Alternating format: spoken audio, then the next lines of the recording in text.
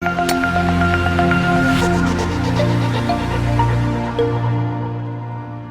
Rob. He was the inspiration to me to start my first business. All those hours I had spent at MD Anderson, I had met phenomenal women who were fighting breast cancer, ovarian cancer, going through chemotherapy, and it moved me, it touched me, because I saw how difficult it was for them to not only be going through this tremendous health scare in their life, but to also lose their hair. And as women, we know this is important, right? It's part of our identity. I loved fashion since I was a little girl. And I had a hat collection that I loved. And I remember going back, we now lived in Austin. I went back to Austin, loaded up my hats. I brought them to MD Anderson and shared them with some of the women that I had met. But I realized that they were very uncomfortable for them. They were itchy wools or, very scratchy. And so I thought, God, I've got to do something about this. So I literally went to the fabric store, got cotton, and sewed cotton lining in some of these hats.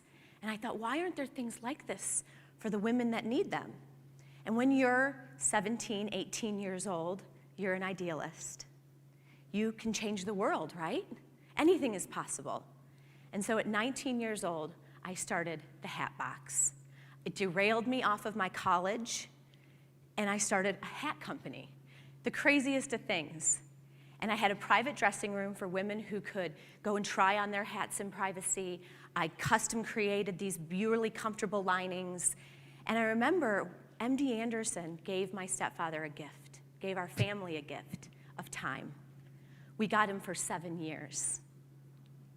And so during that time, I was able to remember, and I'll never forget the day, I wheeled him into the Hat Box, the store. And then now, you have to understand, I couldn't just sell hats for women undergoing chemotherapy because I couldn't pay my rent if I just did that. So I had to sell every hat. If you needed a top hat, I had it. You needed a derby hat, consider it done. Wedding hat? Sure. Fishing hat? Jester hat. Fedora. Every hat, literally, that you wanted. Pillbox. And I had this big dream that it was going to be like 1930 again. Everyone was going to wear hats. I was going to open hat box stores across the country. It was going to be a new movement of like hat-wearing people. How many people in this room are wearing a hat today? Okay, there we go. I don't think it worked out that way. But I remember bringing Rob in that store. And his illness, what he had gone through, motivated me to use my love of fashion to do something that was helping other people. And I wheeled him in. Now, at this point, he was in a wheelchair. And the man who spoke 5 languages fluently could barely speak a few words together. He knew everything that was going on, but he had trouble linking the words together. And I wheeled him in, and he was just beaming with pride, just beaming. And he was trying to tell me something. And I remember kneeling down to him, and I'm saying, Rob, don't worry, you don't have to say anything. I know you're proud. You don't have to say anything. And he was he's a Marine, okay? And a Marine wants to say something, he's gonna tell you, whether he's in a wheelchair or not. And he was adamant, and he was like, just give me a minute, I'm getting the words together. And he said 3 words to me. And they were, you do good. 3 words that have stayed with me every single day of my life from that moment on. You do good. You do good.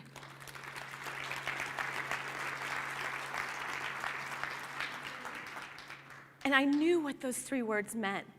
I did something good. I did something with my love and my passion to help other people.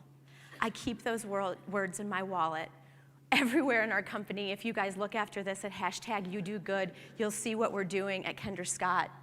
We all use these words daily, these wonderful, beautiful words that Rob spoke to me that day.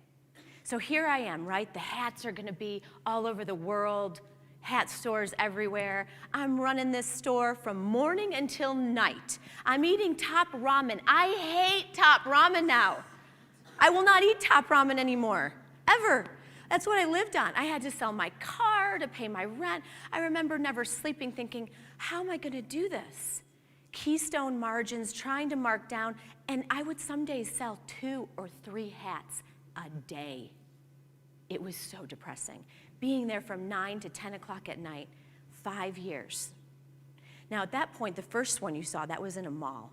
I couldn't afford mall rent, so I finally had to move out, and I moved to a strip center, and I think this could have been my downfall. It was like next to a Randall's or something in the corner, but I thought, oh, people will still come.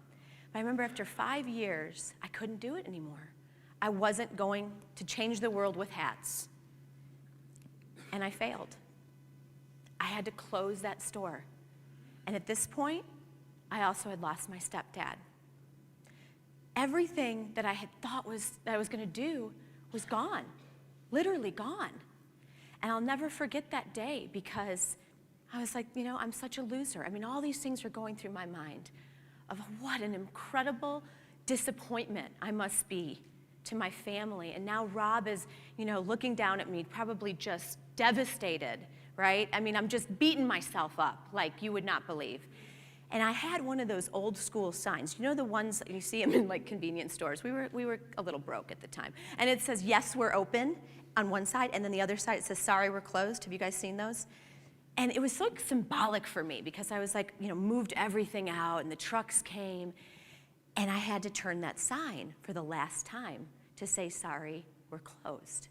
It was just such a tomorrow I wasn't going to go and flip it back over again. I mean, that was like the definitive moment of failure. And so I flip it over, and I shut the door, and I go outside, and of course, it starts to rain. Like, what is the deal with that? Right?